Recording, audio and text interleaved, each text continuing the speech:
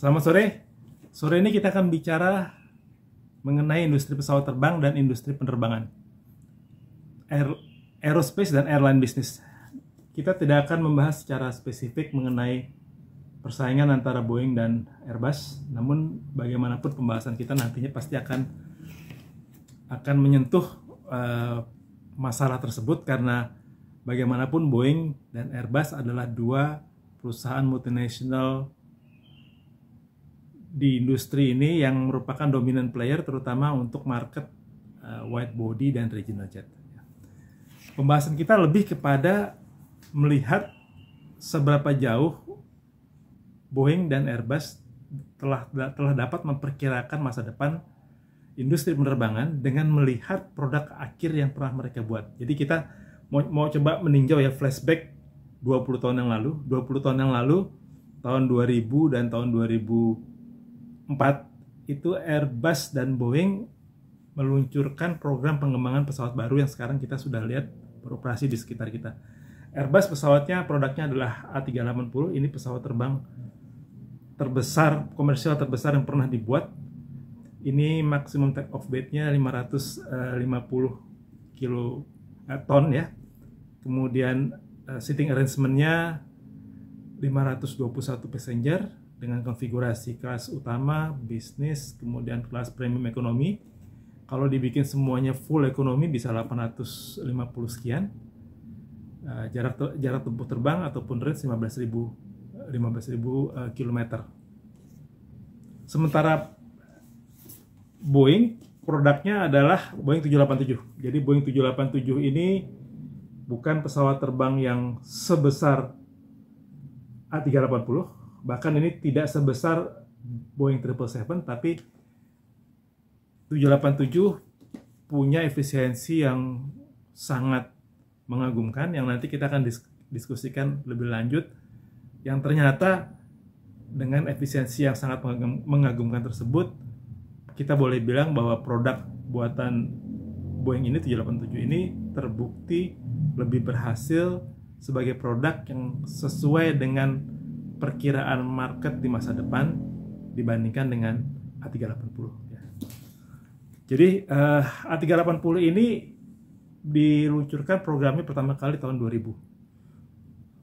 Untuk kita yang bekerja di industri penerbangan di antara tahun 2000 sampai 2005 ya, termasuk saya diantaranya ya. Pada saat itu saya ada di PT Dirgantara Indonesia ya. Ini boleh dibilang itu adalah saat yang tidak ada duanya. Itu saat yang oleh banyak orang di industri penerbangan dibilang sebagai golden period ya, karena kita bisa menyaksikan langsung dan mendengar langsung dan berbicara langsung dengan para engineer di kedua pabrik tersebut mengenai filosofi desain yang mendasari munculnya produk andalan mereka pada saat itu. Jadi kita bicara Airbus 380 dulu ya. Airbus 380 ini PT DI punya involvement yang dalam, karena unit aerospace ya, unit aerospace itu pembuatan komponen pesawat PT DI itu merupakan salah satu supplier tier 3 disebutnya ya, ke salah satu komponen di Airbus 380. Jadi komponen itu kalau nggak salah namanya di leading edge ya, di daerah sini ada bagian kulit sayap bagian depan yang merupakan produk yang disuplai oleh PT DI kepada British Aerostructure di Prestwick di Scotland. Jadi PT DI ada di bawah British Aerostructure, kemudian British Aerostructure adalah pembuat dari seluruh komponen sayap dari pesawat 380. Jadi keterlibatan PT DI di program ini sangat erat. Waktu kami masuk 2003 itu kita lihat Aerostructure facility kita sedang begitu sibuk memenuhi permintaan komponen sayap ini terkait sejalan dengan program pembuatan prototipe yang saat itu sedang berlangsung di Airbus di Toulouse ya, di Prancis. A380 ini adalah pesawat terbang yang sangat besar, double deck ya. Jadi double deck ini satu-satunya pesawat terbang double deck yang pernah dibuat. Kalau kita ingat Boeing 747 punya deck atas, tapi dia nggak sepanjang fuselage ya, jadi hanya sebagian. Jadi 380 ini pesawat yang sangat besar. Pada saat itu kita punya kesempatan untuk bicara dengan para engineer Boeing di belakang, yang berada di belakang desain pesawat tersebut, dan menanyakan filosofi desain apa sebetulnya yang mendasari munculnya pesawat 380. Jadi apa yang kita pahami adalah bahwa pada saat itu engineer Boeing itu menyampaikan bahwa dalam visi mereka ya 20 tahun ke depan. Jadi kita kalau bicara desain pesawat terbang itu harus mengcapture ataupun harus menangkap perkiraan situasi yang akan terjadi dalam 50 tahun ke depan. Karena desain pesawat terbang itu dibuat untuk minimal 50 tahun ke depan. Sehingga paling enggak ketika desain itu dibuat di tahun 2000, itu para engineer itu sudah harus memperkirakan bahwa di tahun 2000, paling enggak di tahun 2010, 2020 ya, itu behavior ataupun preferensi penumpang dalam melakukan perjalanan udara itu seperti apa. Jadi karena pesawat terbang ini sebetulnya sangat kompleks dalam segi menangkap kebutuhan akhir yang dibutuhkan oleh konsumen. Karena konsumen pesawat terbang itu kan sebetulnya adalah passenger, penumpang kan. Tapi yang beli produk pesawat terbang dari pabrik pesawat terbang kan bukan penumpang, tapi airline, perusahaan terbang. Jadi airline itu harus menangkap kira-kira 20 tahun sejak pesawat terbang itu dibuat, seperti apa preferensi atau keinginan penumpang. Dari situ kemudian perusahaan aerospace, perusahaan pembuat pesawat terbang harus membuat produk yang sesuai. Jadi kira-kira alur berpikirnya untuk sampai kepada filosofi desain yang dianggap tepat itu seperti itu. Jadi kalau Airbus pada saat itu memperkirakan, kalau kita lihat dari produknya, memperkirakan bahwa 20 tahun dari tahun 2000, artinya saat ini ya 2020, passenger itu masih ingin atau masih bersedia melakukan perjalanan jauh ya, terutama kita bicara perjalanan jauh dengan konsep hub and spoke ya. Jadi hub and spoke itu konsep di mana penumpang dari satu titik dibawa ke titik pengumpul, kemudian dari titik pengumpul itu diterbangkan dari satu titik ke titik pengumpul dengan pesawat kecil, kemudian dari titik pengumpul tersebut diterbangkan entah ke tujuan akhir atau ke pengumpul berikutnya dengan pesawat besar, dan setelah itu dari titik pengumpul yang berikutnya tersebut diterbangkan dengan pesawat kecil ke tujuan akhir. Jadi konkretnya begini, hub and spoke ini kita asumsikan misalnya penumpang dari Jakarta atau dari Kuala Lumpur atau dari Bangkok ingin terbang ke Manchester ya, ke Manchester di UK, untuk nonton MU langsung di Old Trafford lah ya. Dalam visinya Airbus, apa yang akan terjadi adalah penumpang akan bersedia terbang dari Bangkok, Kuala Lumpur ataupun Jakarta ke Singapura dengan pesawat kecil ya. Jadi Singapura akan jadi hub, spoke-nya adalah 3 kota kecil tersebut. Dari Singapura dengan pesawat terbang besar ya, hari itu sebelum muncul 380, kalau nggak 747 atau A340 ya, dari Singapura terbang ke hub di Eropa, London Heathrow ya, ke Heathrow, kemudian dari Heathrow nanti pakai pesawat kecil terbang lagi ke Manchester. Jadi kalau dengan konsep hub and spoke, rutenya kan begitu, Jakarta Bangkok atau Kuala Lumpur ke Singapura, London ke Manchester. Kemudian kita menjawab pada saat Airbus menyampaikan itu, kita menjawab bahwa apakah itu sesuai dengan apa yang diinginkan. Karena yang kita sudah lihat pada tahun 2000 pun ya, masalah terbesar dari konsep hub and spoke ini adalah congestion ya. Congestion itu kepadatan bukan di airport awal ya, tapi di airport tujuan itu dalam hal itu adalah di hubnya ya, dalam hal ini Singapura ataupun di London. Jadi airport besar itu sudah terjadi kepadatan bahkan sebelum pesawat itu landing. Ya, kalau kita ingat yang pernah terbang ya di hub-hub besar di Eropa atau di Amerika ya, sejak pesawat terbang itu mulai turun ke bawah ya, kita kan tahu kalau kita lagi di atas pesawat terbang ketika captain bilang bahwa kita akan mulai descend dan sebentar lagi akan landing ya, itu pada saat itu kita tahu bahwa sebentar lagi pesawat sudah akan landing karena pesawat mulai turun dari ketinggian jelajahnya menuju airport tujuan ya, kira-kira begitu. Kalau di Singapura kan kita tahu itu paling sangat paling asik tuh captainnya kalau pada saat itu kan mereka selalu bilang cabin crew please prepare the aircraft for landing. Nah, itu kita tahu bahwa pesawat mulai descend ke bawah. Nah, kalau di hub yang besar-besar seperti tadi disebut ya, entah di Singapura entah di London ya, dari mulai titik itu sampai pesawat landing itu bisa minimal kan 30 menit minimal ya, karena begitu dia mulai turun kan udah mulai holding, ada holding pattern yang mesti diikutin kan, holding pattern, habis itu dia mesti ikutin mesti dapat slot untuk landing, begitu landing langsung mesti keluar kan lewat exit high speed taxiway, habis itu mesti ikut taxiway, kalau parking stand-nya dekat bisa langsung masuk, kalau parking stand-nya jauh dia mesti jauh dapat ya, sampai sana turun unboarding kemudian imigrasi kan, habis itu kita baggage claim, keluar mulai cari angkutan untuk ke kota.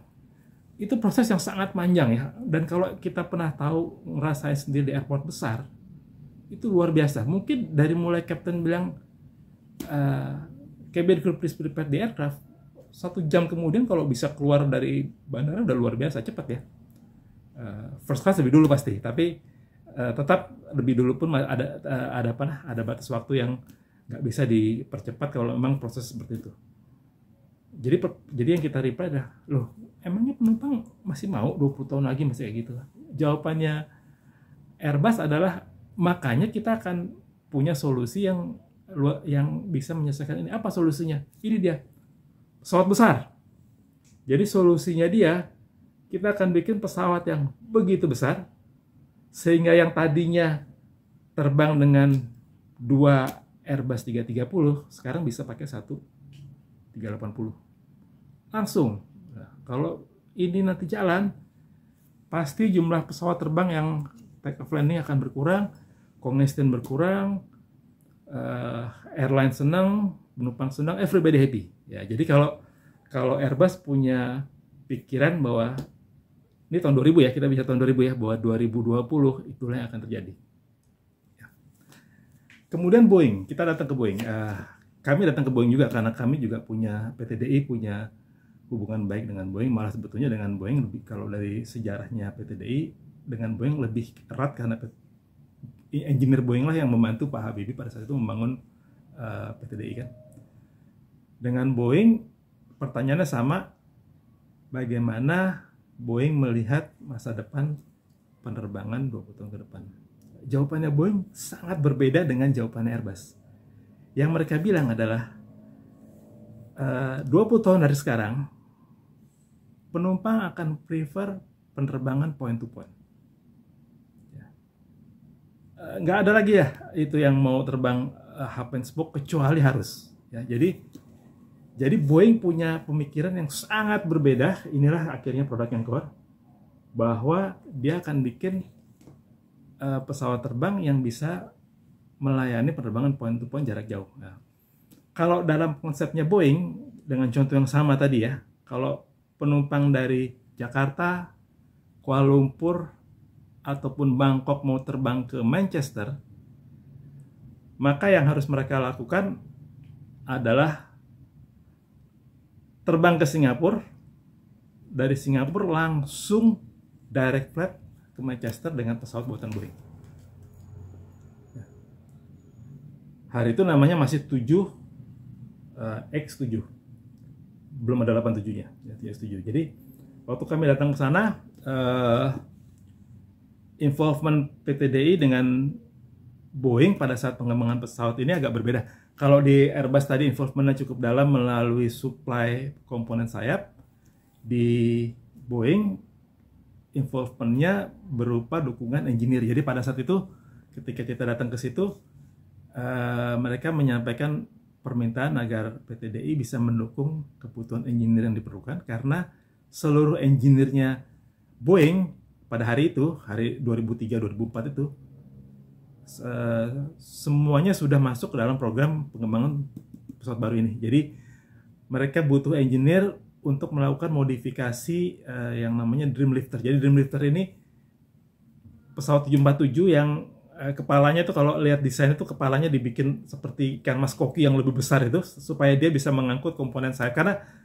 Karena 787 itu nanti sayapnya akan dibuat di Jepang. Jadi pesawat Dreamlifter ini akan membawa sayap pesawat 787 utuh dari Jepang, dari pabrik di Jepang ya, Mitsubishi sama Fuji, ke Boeing, ke Washington State dengan pesawat itu. Nah, jadi engineer-nya PT DI itu masuk ke sana. Nah, pertanyaan kita kemudian, bagaimana Boeing bisa mewujudkan desain filosofi yang tadi dibilang bahwa dia akan point to point jarak jauh. Nah, karena penerbangan point to point itu sebetulnya kan bukan hal yang baru pada tahun 2000 itu, karena sudah ada 777 ya. 777 juga bisa terbang begitu jauh ya.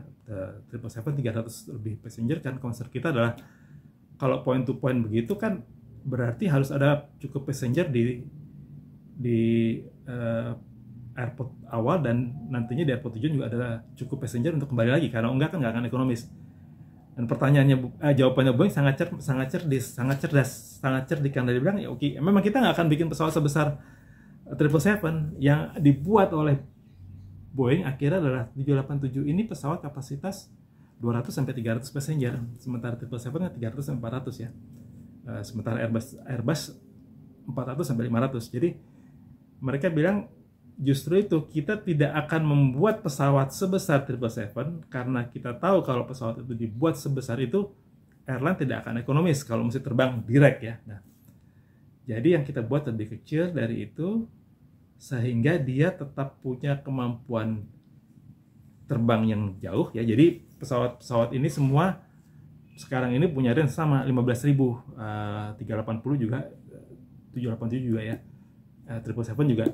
Tapi bedanya adalah bahwa ini pesawat 2 engine, jadi jauh lebih ekonomis dibandingkan 380 yang 4 engine.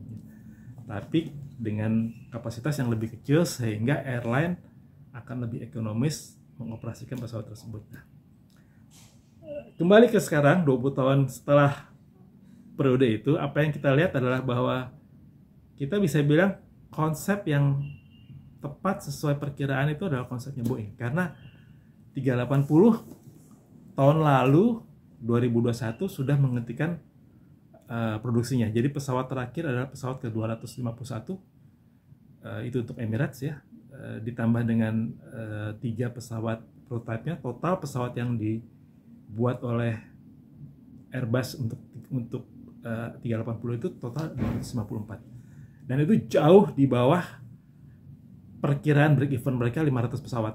Jadi kalau boleh dibilang Airbus telah salah dalam memperkirakan masa depan penerbangan 20 tahun setelah desain, karena produknya 380 ini sudah secara official sudah selesai proses produksinya dan tidak akan ada lagi produksi pesawat baru setelah 2021 itu. Jadi pada akhirnya operator terbesar A380 dan Emirates ya, ada 113 pesawat sana. Dan memang hanya Emirates sebetulnya satu-satunya airline di dunia yang punya bisnis model yang bisa mengoperasikan 380.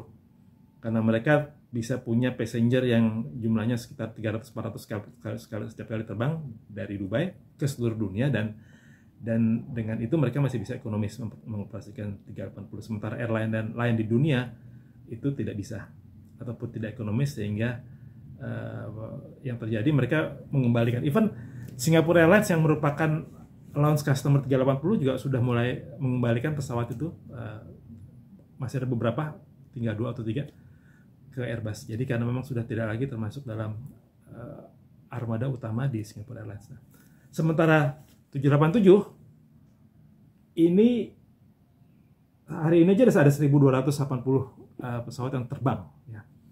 and still counting. Jadi ini adalah pesawat yang boleh dibilang merupakan pesawat masa depan di industri penerbangan dunia. Karena faktanya dengan adanya pesawat ini sudah muncul banyak sekali rute-rute baru, pairing city ya, yang tadinya tidak ada. Jadi karena tadinya tidak terjangkau ataupun tidak ekonomis, sekarang karena 787 ini maka pada akhir terjangkau. Nah, Airbus sendiri jauh sebelum hari ini sudah menyadari bahwa pada akhirnya pilihan mereka untuk pesawat besar itu salah. Jadi pada akhirnya Airbus juga membuat pesawat yang seperti ini, itu kelas A350, tapi kita nggak bahas di sini ya. Jadi A350 itu muncul kurang lebih 5 tahun setelah 787, dan A350 sama konsepnya dengan Boeing 787 ini, pesawat twin engine, long range ya, dengan kapasitas penumpang yang di bawah kapasitas penumpangnya 777 atau bahkan di 380. Dan satu hal yang membuat pesawat terbang jenis ini boleh dibilang akan menjadi game changer perusahaan industri penerbangan di masa depan adalah karena cost per passenger per kilometer. Jadi kalau di industri penerbangan itu, kalau kaitan dengan airline itu ya, variabel utamanya itu adalah namanya cost per passenger per kilometer per penerbangan ya. Nah, kalau pakai A380 itu cost per passenger per kilometer itu kira-kira antara 250 sampai 300 US dollar. Sementara dengan 787 dan 350 itu costnya bisa antara 150 dengan 200. Jadi memang pada akhirnya nanti ke depan itu kita akan melihat lebih banyak pesawat terbang jenis baru yang nantinya terdiri dari 787, 350 dan mungkin 777 yang akan menggantikan fungsi 747. Jadi kita nanti di masa depan untuk penerbangan jarak jauh mungkin tidak akan melihat terlalu banyak jenis pesawat karena diperkirakan hanya 3 pesawat itu yang akan bertahan. Nah, dari sini kemudian yang menarik kalau mau dibahas seterusnya, walaupun kita akan lakukan nanti di episode berikutnya, adalah bagaimana strateginya airline kita sendiri, Garuda, untuk mengantisipasi perkembangan situasi industri penerbangan masa depan, karena Garuda sendiri itu dalam perencanaan fleet sangat berantakan ya. Jadi Garuda belum punya 787, belum punya 350, yang ada 777 sama 330. Gimana mau bersaing ke depan ya, tapi itu akan kita bahas pada episode berikutnya. Kali ini cukup sampai di sini. Mudah-mudahan kita sudah punya gambaran yang lebih jelas sekarang kenapa dulu Airbus membuat 380, kenapa Boeing membuat 787, dan bagaimana hasil akhirnya setelah 20 tahun. Sudah disampaikan tadi dalam pembahasan sebelumnya. Terima kasih dan sampai ketemu di kesempatan yang berikutnya.